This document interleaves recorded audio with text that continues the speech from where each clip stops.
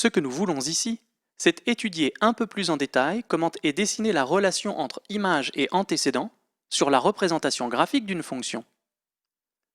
Pour tracer la courbe représentative d'une fonction, supposons que nous avons un quadrillage, comme dans un cahier, et traçons une première droite graduée pour représenter des nombres.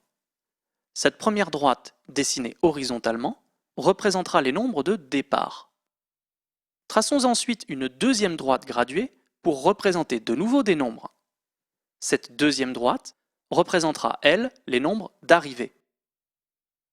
Dans le repère que l'on vient de tracer, il faut donc imaginer un mouvement qui part de l'axe horizontal et qui porte les nombres de départ, et qui va vers l'axe vertical qui porte les nombres d'arrivée.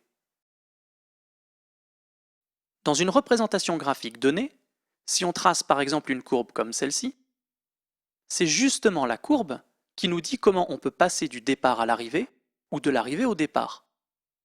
Supposons que cette courbe soit la représentation graphique d'une fonction appelée f, et appelons CF la courbe.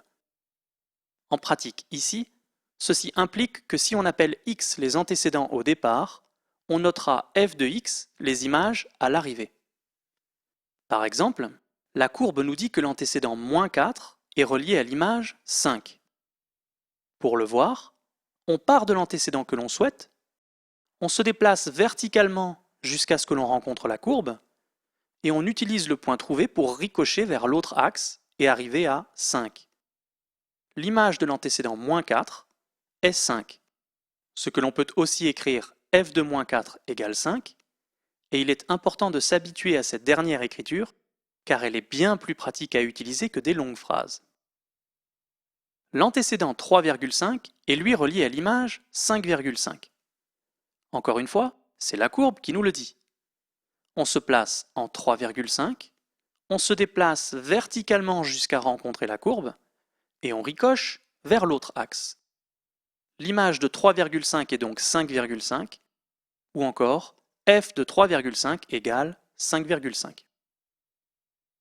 En fait, la flèche ne sert à rien et en pratique, on ne l'utilise pas. Par exemple, pour trouver l'image de l'antécédent 2, on trouve simplement en ricochant que c'est environ -2,7. On a donc f de 2 qui est environ égal à -2,7. On met ici environ égal plutôt que égal, car notre lecture graphique ne nous permet pas d'être vraiment sûr que la valeur -2,7 est exacte. En fait, quand on lit graphiquement, on n'est jamais vraiment sûr de lire des valeurs tout à fait justes. Mais dans le cas de ce -2,7, les chances sont tout de même assez grandes pour que l'on soit un peu à côté.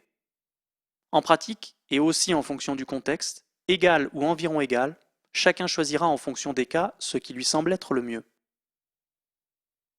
Enfin, il n'aura probablement pas échappé à certains que pour certaines valeurs de départ, comme par exemple -6,5, quand on se déplace verticalement pour aller ricocher sur la courbe, on ne rencontre en fait jamais la courbe. Ce que ceci signifie, c'est que le nombre -6,5 n'a pas d'image par la fonction f. Graphiquement, on peut voir que les nombres qui ont effectivement une image par la fonction f sont les nombres entre -5 et 4.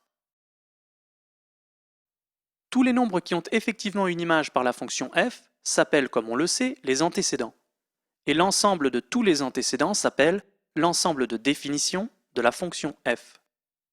Ici, l'ensemble de définition de f comprend donc tous les nombres entre -5 et 4. Parce que la courbe tracée est bien une courbe représentative de fonction, en partant d'un nombre de départ, on ne peut pas couper la courbe plus d'une fois en se déplaçant verticalement pour aller ricocher vers l'autre axe. Cependant, si on part cette fois d'une image, il est possible que plusieurs antécédents l'atteignent. Plaçons-nous par exemple sur l'axe d'arrivée en 6 et essayons d'aller ricocher sur la courbe pour revenir vers les nombres de départ. On voit qu'il n'y a qu'un seul antécédent qui a pour image 6. C'est environ 3,6. Ce que l'on peut écrire, f de 3,6 est environ égal à 6. En se plaçant cette fois non plus en 6 mais en 4, on voit que 3 antécédents ont pour image 4. Il y a environ -4,8, -3 et environ 3,2. On pourrait l'écrire f de -4,8 est environ égal à 4, f de -3 égale 4, et f de 3,2 est environ égal à 4. Voyons encore un cas où il y a deux antécédents. Par exemple pour l'image moins 2. Les antécédents sont moins 0,5 et environ 2,1, et on peut l'écrire f de moins 0,5 égale moins 2, et f de 2,1 est environ égal à moins 2.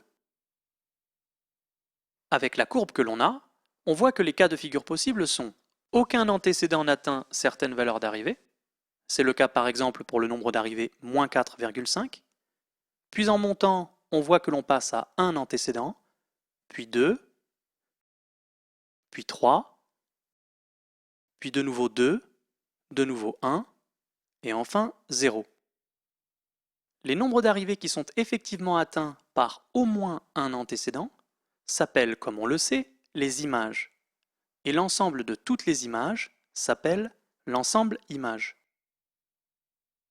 Pour finir, on se souviendra donc que connaître la représentation graphique d'une fonction permet de déterminer l'image d'un antécédent, permet de lire graphiquement le ou les antécédents d'une image, et par extension, permet de savoir quels sont les ensembles de définitions et ensembles images d'une fonction.